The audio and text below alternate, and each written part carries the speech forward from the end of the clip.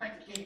Thank you, Tara. Good evening and welcome to the Strategy and Resources Committee meeting held on the 25th of January. My name is Councillor Mark Durham and I'm the chairperson of this committee. Members, we are streaming this meeting live as well as recording. By being present in the meeting, you are giving your consent to being recorded, and during each item, please put your hand up to indicate if you wish to speak, and I'll then invite you at the appropriate time. Can I ask members to avoid approaching the top table, as this might cause interference with the cameras and the live stream. And please note the YouTube live stream sound recording is dependent on the correct use of the microphones. Therefore, can I ask when invited to speak, you remember to turn on. Sorry, members, thank you. Therefore, can I ask that when invited to speak, you remember to turn on your microphone, turn it off when finished. Please reference a page or paragraph number when referring to the agenda papers, and keep your contributions as clear and concise as possible. Thank you. Next item is apologies for absence. I don't believe we have any. Tara, do we? No, Chairman, everybody's here. Yeah, that's excellent. Excellent. All here and on time.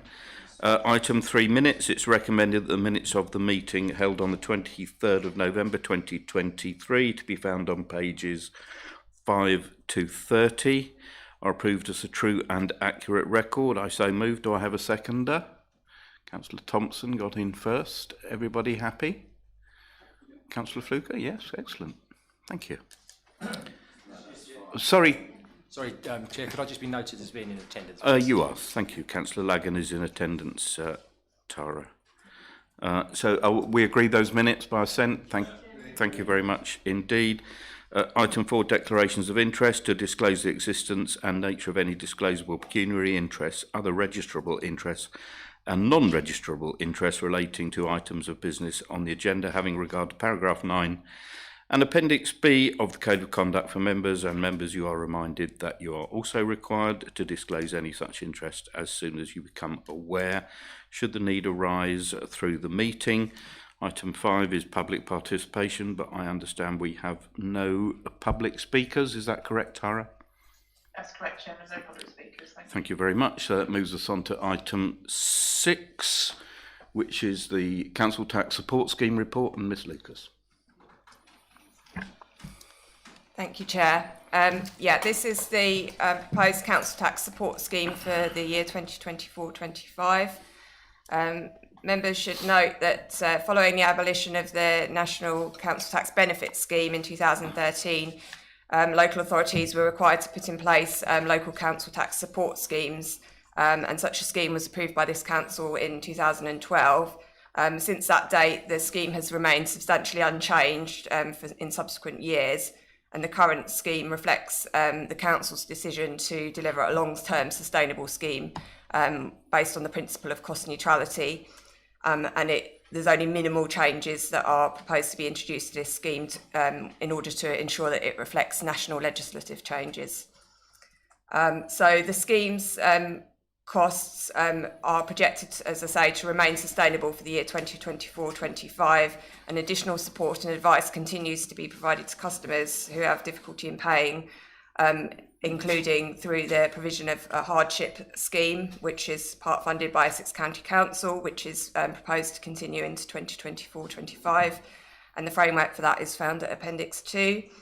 There's also a discretionary reduction provision, which again is appended to the report at Appendix 3, which members are asked to approve.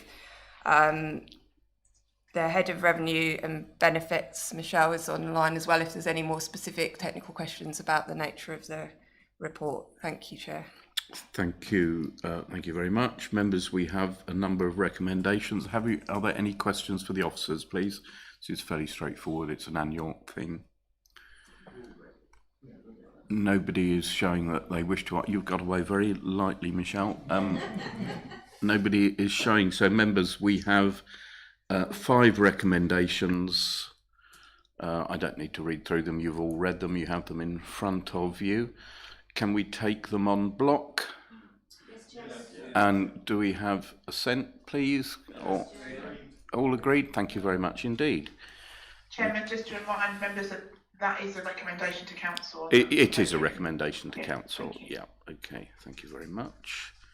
Okay. Next item on the agenda is Item 7, business rate and council tax discretionary policies. Ms Lucas again. This is pages 197 to 250. Thank you, Chair. So the purpose of this report is for members to consider the updated discretionary non-domestic rate relief scheme, which is found at Appendix 1 to the report, which updates and replaces the existing policy to reflect changes announced by central government. It's also for members to consider the updated empty homes and second homes premium policy, which is found at Appendix 2, which again updates and replaces the existing policy to reflect changes previously endorsed by members and now legislated for by central government. The government has announced that eligible ratepayers will receive 75% retail, hospitality and leisure relief on their business rates bills for the year 2024-25. And the policy at Appendix 1 provides for the granting of those reliefs in line with the published guidelines. That relief is fully funded by central government. Legislative changes also allow for the changes to the for the council tax empty and second home charges.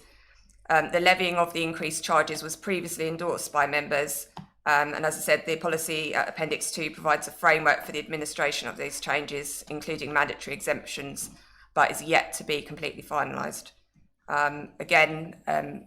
Michelle, as the Head of Revenues and Benefits, is available if there's any more detailed questions that members would like answered. Thank you. Members, are there any questions to the officer? Again, just look at the recommendations here.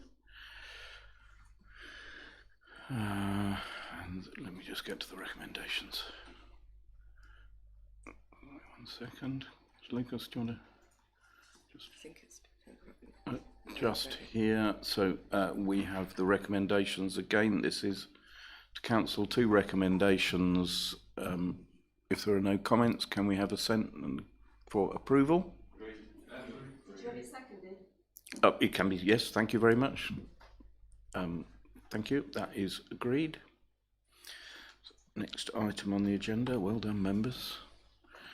Next item on the agenda is the Treasury management strategy. This is a meeting of getting all these annual things out the way, to be found on pages 251 to 302. Ms Lucas again. Thank you, Chair. Yeah, so the Code of Practice for Treasury Management requires the Council to approve a Treasury management strategy before the start of each financial year. And this report fulfils the Council's legal obligation under the Local Government Act to have regards to the Chartered Institute of Public Finance and Accountancy Code.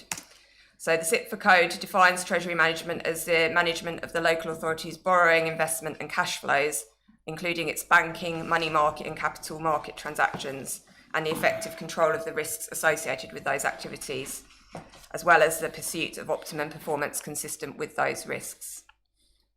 So in broad terms, the authority is required to operate a balanced revenue budget each year, which means that cash raised during the year will roughly meet its cash expenditure. So part of the Treasury management function is to ensure that cash flow is adequately planned, with cash being available when it's needed. As such, any surplus monies are invested with low-risk counterparties, which is commensurate with the authority's current low-risk appetite, which ensures that we have adequate liquidity before considering any investment return. The second main function of the Treasury Management Service is to make sure we've got adequate funding for the authority's capital plans. And these capital plans provide a guide to any borrowing need of the authority to enable us to do longer term cash flow planning and make sure that we can meet our obligations. So in summary, this report sets out the Council's prudential indicators as required by the Code, as well as the external and local context that the Council operates within. The strategy has been reviewed by the Council's Treasury Advisors Link, and also includes their latest interest rates projections and economic outlook, which were current at the time of writing the report in December 2023. I'm happy to answer any questions members may have. Thank you. Councillor White. Thank you, Mr. Chairman. Mine really is same old. Yeah, my same old argument. On Appendix 2, we've got the capital spend of 65,000 on a mower and a gator. And I did ask at the last meeting whether I could get a breakdown, or I was assured I would get it, but I haven't had it, a breakdown of the costs of the Parks Department as a whole, because I think we could do this for a fraction of the price by using contractors. I have been asking for it about 5 years now, and I still don't have it. Because 65,000 on machinery, that's without manpower and wages and everything else.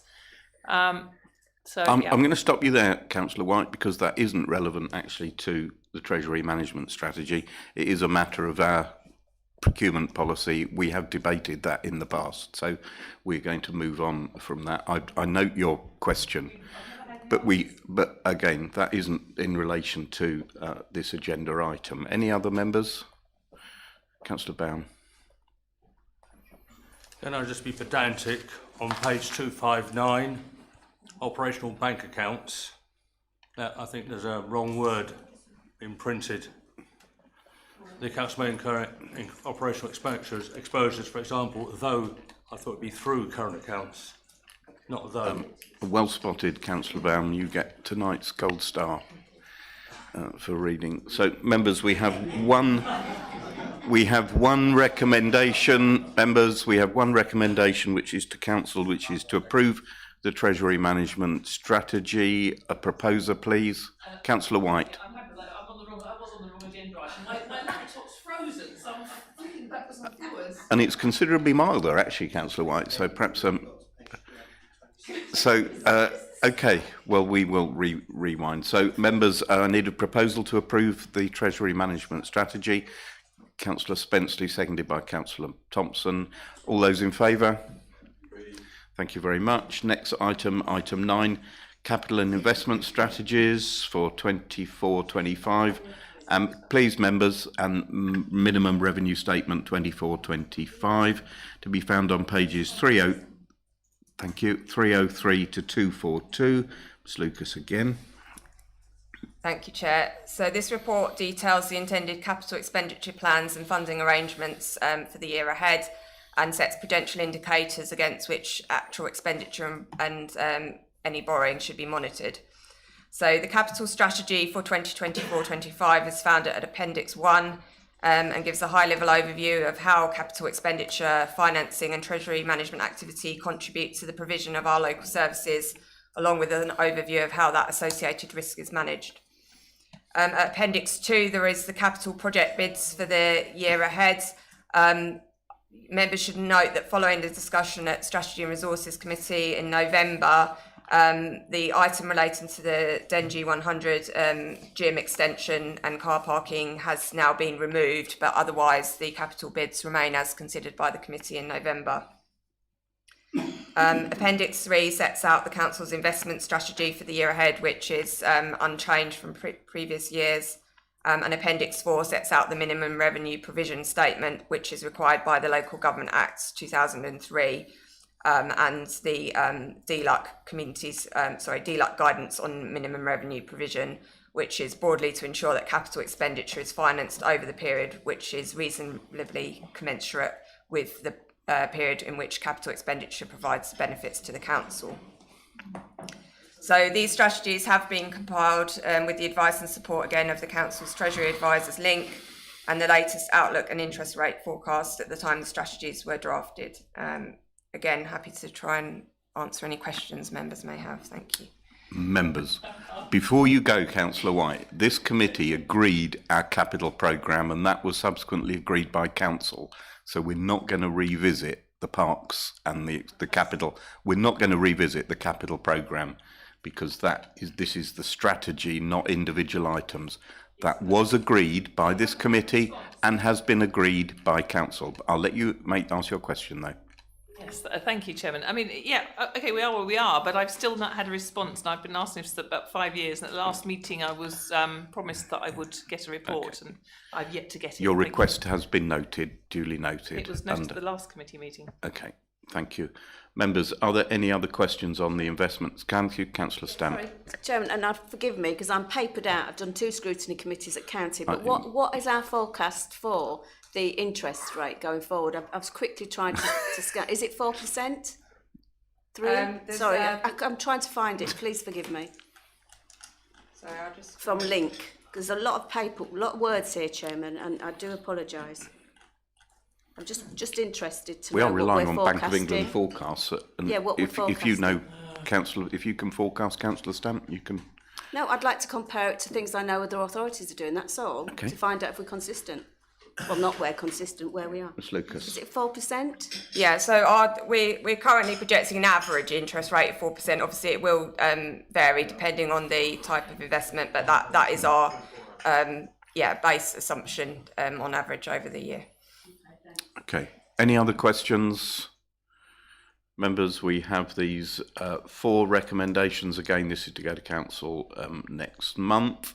Can I have a proposer, please? Councillor Thompson, seconder. Councillor Driver. Those in favour, please show. Those against? Right, abstentions? You're not recording, so it doesn't matter. You're doing it by majority. Well, you haven't indicated either way, Councillor Stamp, but I mean, it's fine. Okay, that's noted. Thank you very much. No, we won't, Councillor Fluker. Okay, so that is approved. Next item on the agenda is item 10, 2023-24 revised and 24-25 original budget estimates. Again, Ms Lucas.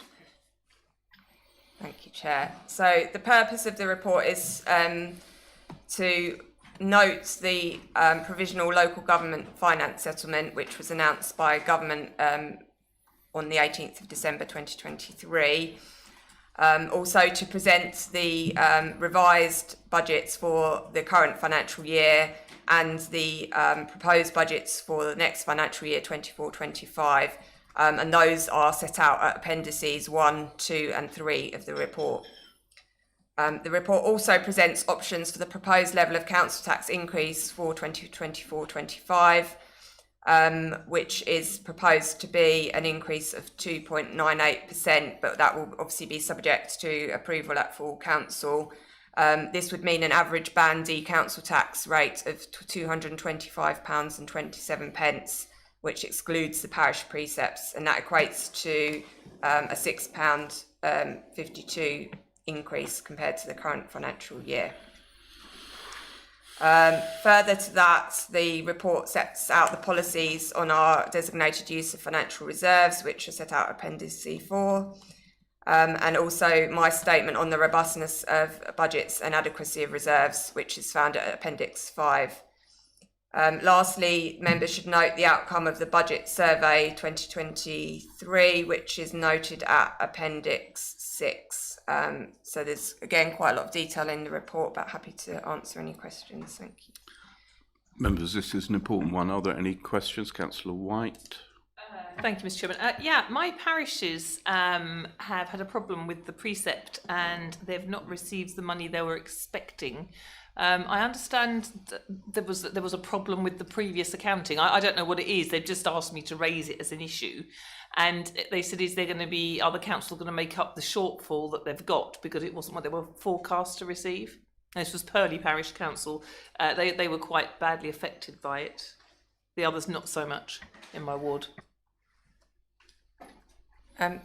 Through you, Chair. Oh yeah, please do. Yeah. Thanks, Councillor White.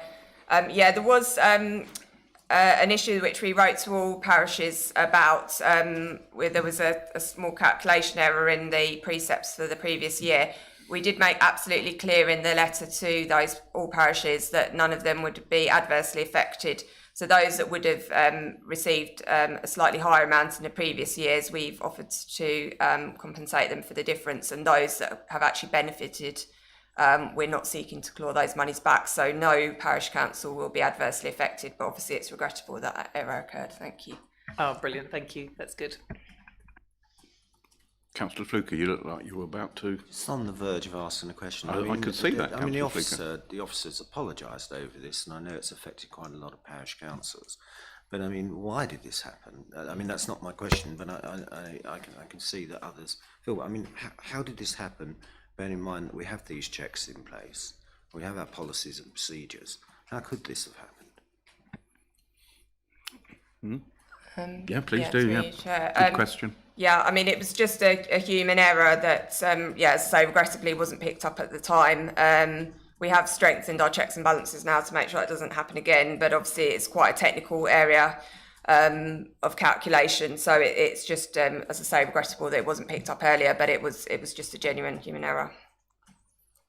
Chairman, if I can just come back and ask the question, I did think that the table on page 346, Chairman, was the way it was laid out was a tad mean, but I know you always welcome an additional allowance, but it would appear that the members' area is going to cost £435,000. Clearly, that's the sum total of the column above, but I think it would be better laid out if you'd had a gap in there, and unless, of course, and I know you all voted yourselves a pay rise, and I certainly didn't vote for it myself, but obviously you can see the impact on that, and I hope my friends enjoy their extra £12,000, and you'll know already that I've said, and I already have done, given it all to charity. Thank you. And then, Chairman, just looking at 3.6.6, Chairman, it says here salaries based on revised council structure. I've sort of looked at the number, but could you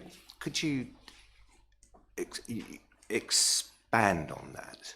So we've got 24-25 pay rise. You've set that at 5%, and I sort of get that, which generates a cost of 314,000. So I understand increments, but salaries based on revised council structure. I wonder perhaps if you could give us some more information around that. Yes, Ms. Lucas. Thank you. Yeah, I mean, I think there's just a wording kind of issue, if you like. All that means is that obviously we break down the salaries budgets within the different directorates of the council, and obviously there's been some change internally, particularly around service delivery in the year. So the detailed budgets reflect the latest council structure, but overall, as you're aware, the restructure of service delivery was designed to be cost neutral, so there's no actual additional pressure as a result of that. It's just the breakdown of the budgets internally that's reflected here. Okay, thanks, Chairman. If I can just come back. So on 3.6.6, the second bullet, it says inflation assumptions minus 5% average pay. I think that's a hyphen rather than a minus, but clearly in the wrong place. And I know that that has caused issues with some members of staff who have seen this, and they think they're taking a cut in wages. So, yeah, human error, I think you refer to these things as. Thank you. I think that's just a hyphen, yeah. So, and I think all staff are well aware, and we've obviously given, we have given staff their pay award for this year, and they are aware that of our assumptions for next year. So if anyone's got a misunderstanding about that, I'm more than happy to have a conversation. Thank you. Councillor White. Thanks, President. I was just looking down. I'm on page 2 of Appendix 3. And I was just curious. I know heritage and tourism, they're not really showing any income, unless I've got this wrong. I mean, it is a bit of a peculiar way it's worded, but it doesn't look like they've generated any income. Yeah, I say it might be me misreading it. It's a bit peculiar, but I thought the heritage officer was going to go out and do speeches and try and gain an income, and tourism, well, I thought that was supposed to fund itself. And I so unless I've read it wrong, it doesn't look like either of those two have generated any income. Ms. Lucas, if you could. Through you, Chair. Yeah, I think if there's questions on any detailed budget lines, then I think we'll need to take them away, because obviously I don't have all of the detail of every single budget line of the council at my immediate disposal. It may be that the income is budgeted for separately, but without, as I say, having that detail, I think we'd need to come back to you with an answer on that one. Thank you. Okay, thank you. That is a biggie, considering we're doing the Any budget. other questions? Councillor Driver. Thank you, Chair. Appendix 6, the budget survey, it's just an observation really that it's disappointing that we've got a survey, and quite a bit of work obviously has gone into this survey when we've got 75 responses. So it's quite difficult to make any real sensible judgments on the basis of 75 responses. I accept that actually you get what you get, but I think going forward it will I think we need to put a bit more effort into trying to increase the number of responses to make it a bit more meaningful. Yeah, Councillor Driver, it was a point made at the Finance Working Group. Yeah, it's a shame, but we are where we are. One more time, Councillor Fluker. Can I refer you back to your comment at full council when you said the time to ask questions was at this meeting, not at full then council? please go ahead. So Please if you'd go like all the ahead. questions at full council, you can have Councillor them. Fluker, I'm please go ahead. I'm pleased that the chairman's here this Please evening go to hear my ahead. comment, because I think it's important that Thank you. all members are given the opportunity to Of debate course, this. Councillor Fluker, go So, ahead. Chairman, just for clarity, and I would just say, Chairman, mindful of the fact that there are members that are colourblind, having a report that is red and green isn't very helpful for them. But, Chairman, I just wanted to go to Appendix 1 on page 355. And just to make sure I've read this properly, we will be using £474,000 of the new homes budget, new homes bonus to prop up this budget. Have I read that correctly? Is Southminster listening? Through you, Chair. Councillor Fluker, as we've previously discussed at a number of meetings, the 474 is the contribution to the council's budget for this financial year, which was agreed by council last February. In a similar vein, the new homes bonus allocation, which in the provisional settlement was set out as 495,000, is equally contributing to the general revenue expenditure for the council. As explained previously, that is part of the overall local government finance settlement, and the expectation of central government is that that funding is used to contribute to our overall revenue budget. So, thank you. Excuse me, Councillor can I just- Fluker, there are 4 people watching YouTube. One of those is me. So Thank you perhaps very there's much, Chairman. But one I from can Councillor- assure you, and I'll just get one is in fact a well-known hostelry in Jolly good. thing. Jolly good. Thank Chairman, you. I just wanted to pick up on a word that the 151 officer just used: expectation. My understanding of the use of the new homes bonus from the research I've done is that it can be used, but it's not expected to be used, and a lot of councils don't use it. Some do, some don't. But I don't think it's an expectation of the government that you lump it all together to prop your budget. I mean, if you've got a contrary view, I'd be happy to see that information from the government where it says they expect us to do it. Thank you. Ms Lucas.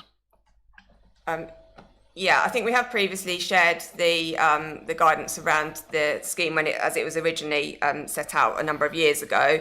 But I have explained previously that when the government publishes its core financial settlement and the core spending power and the headline figures that it quotes across all local authorities, the assumption is that new homes bonus is part of that core, what they call core spending power. So there is that base assumption from government that the spending power of the authority includes that amount. Obviously, there is a choice and you can choose to use it for other things, but the base assumption is that that is part of your core spending power. I think. Okay. Councillor Fluker, as you're well aware, we are obliged, due to our current position, we are obliged to use our new homes bonus.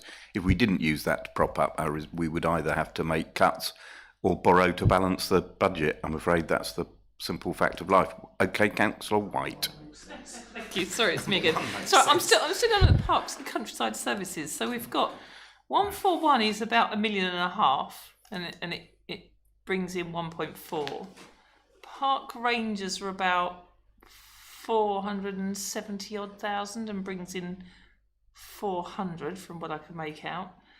And then we go down to, oh gosh, this is all over the place. Yeah, parks and open spaces. It looks like looks like it might make a profit, but then we don't know where that's come from. But all I'd say is, and it's just a really difficult report to make sense of, and it would be nice on this committee if we had a bit more of a breakdown so we could actually see exactly where we were. Thank you. Ms Lucas. Thank you. Yeah, I mean, I note your comments, and it's always an ongoing process to try and make sure that the budgets are aligned properly to the service activity and that they are as transparent as possible. Obviously, the budgets have evolved over a number of years, and there is a piece of work to make sure that, as I say, as part of the service delivery restructure, that budgets are sitting in the correct place and that information is as transparent, as I say, as possible. So I take your comments on board, and yeah, we will just try and improve them in future. Thank you. Right. Members, we've got one recommendation, which is to council, consisting of sections A to E. Can I have a proposal to approve those, please? Councillor Thompson. Do I have a seconder? Councillor Siddle. Thank you. Those in favour? Thank you very much. That is carried. And the next item on the agenda is... I voted against. I know it's carried, but okay. Noted. Yeah, it doesn't need to be recorded. Just it's fine. Because there's not enough information to make. Okay. Item 11, MTFS strategy 24, 25, 26, 27. Ms. Lucas again. Thank you, Chair. So this report sets out the Council's medium-term financial strategy for the 3-year period spanning 2024-25 up until 2026-27. The detailed strategy is set out at Appendix 1 and supports the delivery of the Council's objectives and priorities as set out in its Council's corporate plan. Within that appendix, there is a further 3 appendices, A, B and C, which set out some of the projections in more detail for both revenue and capital, and also set out the Council's policy on reserves and balances. So just in summary of the latest position, on page 389, you will find chart 1, which shows in graphical form the anticipated gap between our future funding and expenditure. For next year, we are now forecasting a gap of £151,000, and that rises to £730,000 by the end of the MTFS period. There remains uncertainty around the economic outlook and the impact this will have on the Council's finances and the potential impacts on council tax and business rates, and therefore we will need to keep it under regular review. I would also just like to note that further adjustments may still be required before approval by the Council, subject to the outcome of the final 2024-25 settlement, which is expected in early February, and also the business rates position for the Council being confirmed. If there are any material changes to the position presented tonight, that would be highlighted in the Council papers. Yeah, I think that's all I'll say there. Thank you, Chair. Members, any questions? Councillor Lagan, you look like you are about to No, it's just it's probably a question you can't answer, Miss Lucas, but it's each year we sit here and look at the figures and the midterm financial situation, and the fluidity, it changes, because just recently there was a much bigger gap and it was more catastrophic in its potential outcome, and now it's slow, it's lessened.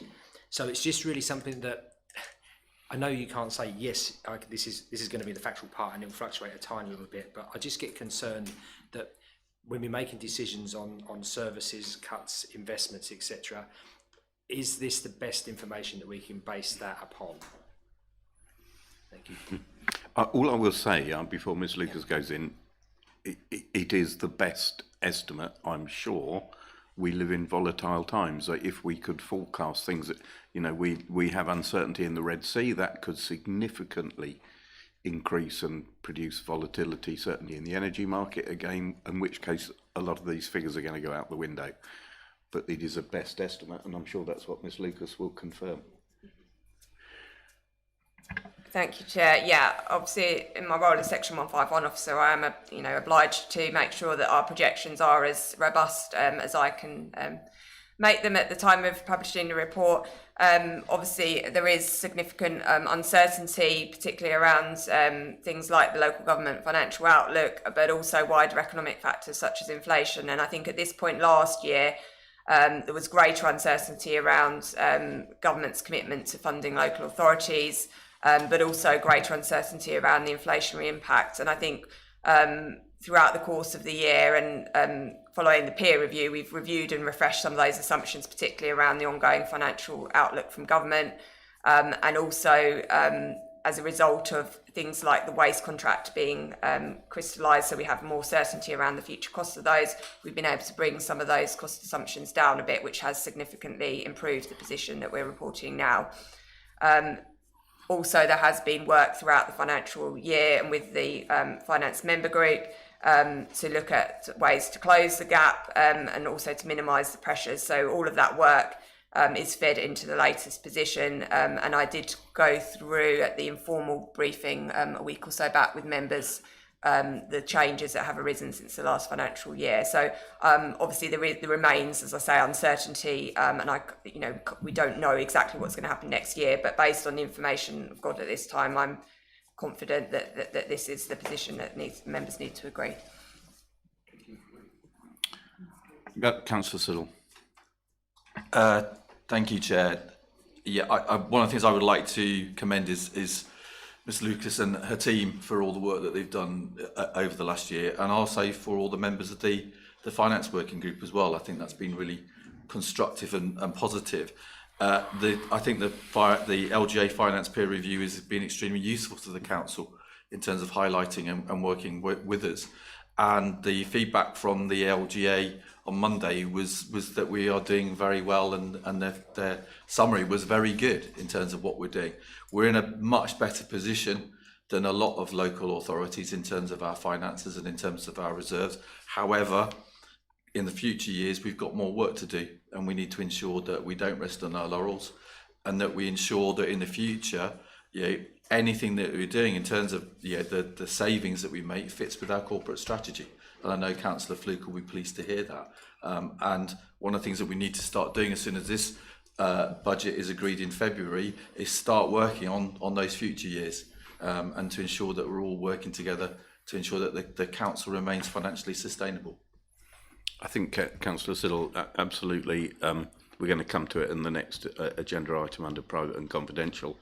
But, for members' benefit, the finance member group has been meeting fortnightly, and we have been monitoring the constant changing situation and bringing in the costs of the savings that have been proposed. So I'm very confident in answer to Councillor Lagan's question that it's as good as is possible to get in terms of an estimate. Councillor Stamp, you had your hand up first. Indeed, very high. Rest assured that all our MPs are lobbying government, central government, to try and get a fixed term settlement, because everybody in the country is saying how difficult it is to actually try and stay afloat literally when they don't know how much they're going to get from any grants from central government. It was discussed today at great length at county, and everybody's really trying to get some, what's the word, Ms Lucas, when it's like consistency. Certainty. I knew it began with a C. So hopefully that will come forward, no matter what colour or creed, if we have a general election. Well, I didn't mean creed, you know what I mean? yeah, we do. We know. Yeah. Yeah, Councillor Stamp, you may be aware that there has been another, not handout from government, they don't do that, but there has been another major, but I'm afraid our share of that is minuscule. It's mainly gone to upper tier authorities with social care responsibilities. I think we get £5,000, something like that. Yeah, we should get something in About £5,000. Thank you very much, Chancellor. Councillor Fluke. No, you've got to be positive. Councillor Fluke. Let's go unpositive now, because I listened to the shadow local government minister, if there's such a person. He thinks it's going to be a good idea to means test all councils that don't deal with adult and child social care, but good luck with that. So I think Councillor Lagan asked a question about why we had such a big figure and then it reduced. I mean, I am correct, I think, in saying that two of the main reasons for that was, one was we got a much better settlement than what we were anticipating, because we thought we were going to get a reduction, and the other was, of course, this extraordinary amount of investment income, basically bank interest. Now, that fires a big warning shot as far as I'm concerned. Particularly, we know there's going to be a change of government, and that could change the whole outlook on the settlement. It seems to me that there seems to be a mood to put a huge amount of money into adult and child social care, and it has to come from somewhere. So I think realistically that made a big difference to where we were.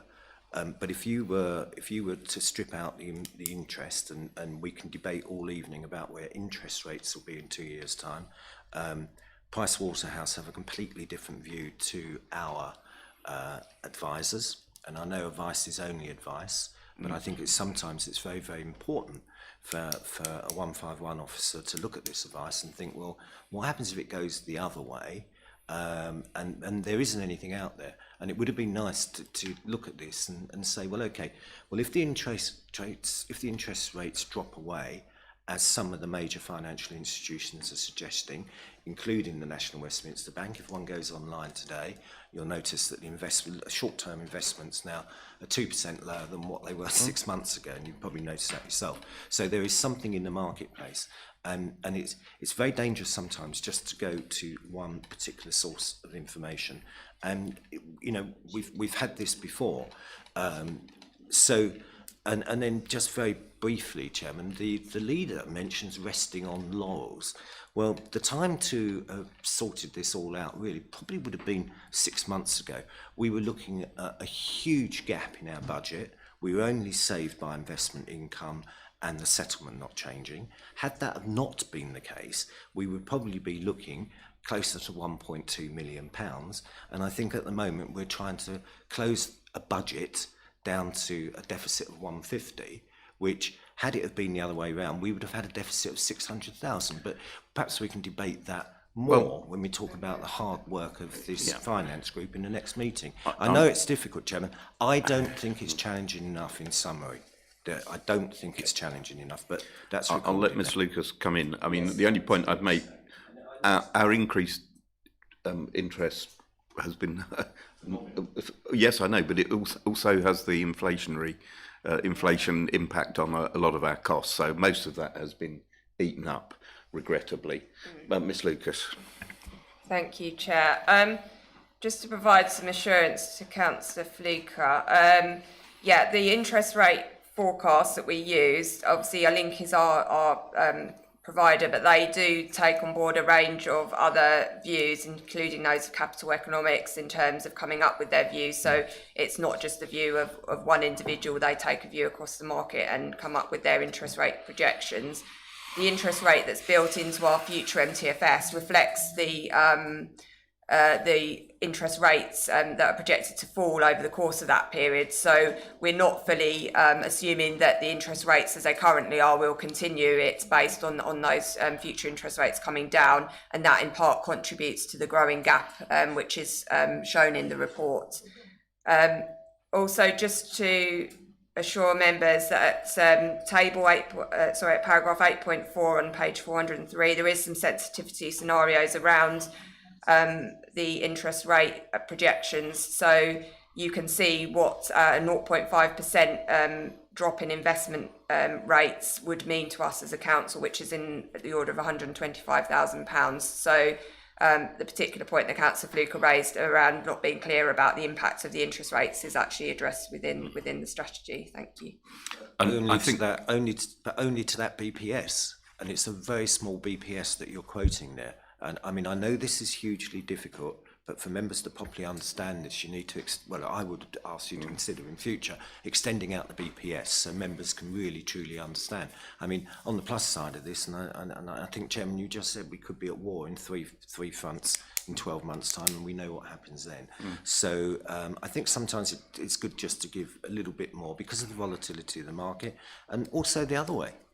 So it's not just down. Councillor Flugie, you make an extremely good point, and I would remind you there are people that make an awful lot of money gambling on the interest rates. So that we have to rely on our, the best advice that we have. But the other point you make, which is extremely valid, particularly this evening, is that yes, we are only looking at a £150,000 gap, but that could increase significantly, which places even more importance on us achieving the savings that we're going to talk about later, not only this year, but in subsequent years. So I thank you for that comment. Councillor Spenceley. Thank you, Chair. I think it's the mark of a good CFO that for at least 9 months of the year they project quite a bleak picture of the future and pour a bit of rain on the mitigating factors. And I'm not saying we're out of the woods by any means, but I just want to say I'm very grateful for the prudence that's been displayed and for the way members have worked together on this situation, this problem. And it's a very, very complex future, as a number of people have said, but there are authorities out there that take a kind of Dickensian something will turn up view and are getting into very deep trouble. So, as I say, I'm very grateful that we've taken this approach, and I hope we'll continue to work together. Thank you, Councillor Spenceley. Right, okay, I think we've done this one, members. So we have recommendation 1. Thank Councillor White.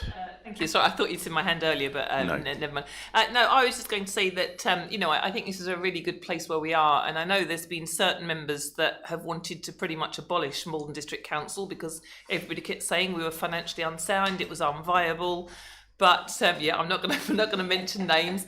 And I have to say, I've always said that we're a good authority. We manage our district well.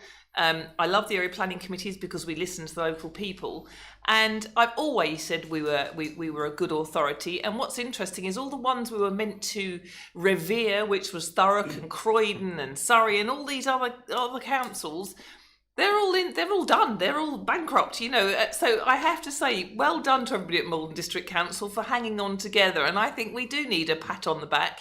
I mean, I'm a bit worried what's going to happen with devolution. I suspect that's not going to be good for us. But with what I'm hearing, so I certainly don't support that. But we haven't really got any say in it, unfortunately. But just say we're a good authority. We've done well, and let's stick at it. Thank you. It's a point well made, Councillor White. But the gap increases, and the gap. Thank you, Councillor Fluker. The gap will increase to such a level that we won't be sustainable unless we achieve the cuts and make the changes that we will have used our reserves. We don't make the cuts. We're an authority that's not good at making cuts. Well, then we won't survive. Anyway, right, thank you very much indeed, members. Can I have a proposal for the recommendations as shown? Councillor Thompson, seconded by Councillor Baum. Please show those in favour. Thank you very much indeed. Well done, members. Right. Next item, any items of business the chairpersons decide are urgent. There are none. We now... you can. We'll have a comfort break then. Yes, Councillor Stamp. Do you mind? And I'm going to say this in open. Essex County Council provide me with paper copies. I'm going to get upset. My eyes are killing me looking at this screen. They really are. You should provide paper copies to people with difficulty with their eyes. Sorry. I don't know how you get paper copies, Councillor Stamp. Because they give it to me, because I struggle. This is really killing my eyes. I don't get paper copies. So No, but you don't have a problem with your eyesight. I do. Oh, okay. Well, perhaps we could look at that if Well, they somebody won't has do it, that I've particular asked. problem. And also for those that are colourblind, I'm not sure how many. There you are. Apparently you can apply for a dispensation, Councillor Stamp. I've just had a message from thank Miss you. Bird, and if you wish to have them printed, you can do so. Thank you. What? Oh, seriously, my eyes are really, really hurting. Okay. We are still in public I session, don't members, care. so yeah, okay. Chairman, perhaps you should adjourn, or we should carry on. It's the colours that I'll really just- do my Lose eyes. the moment. Are you going to adjourn halfway through the next agenda item? Okay, we're moving on to the next agenda item. We will wait for Councillor Siddle, please. We are going into P&C. We are going into P&C, so Chairman, can I just clarify, are you adjourning at the moment? no, not at the moment. You're still, okay, that's fine. Thank you.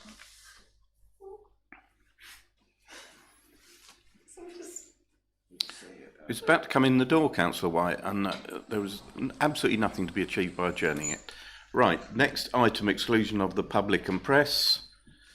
That under section 100A4 of the Local Government Act 1972, the public be excluded from the meeting for the following items of business on the ground that it involves likely disclosure of exempt information as defined in paragraph 3 of part 1, section 12A to the Act, and this satisfies the public interest test. I so move. Do I have a seconder? Councillor Thompson. Those in favour? Thank you. Right, thank you, members.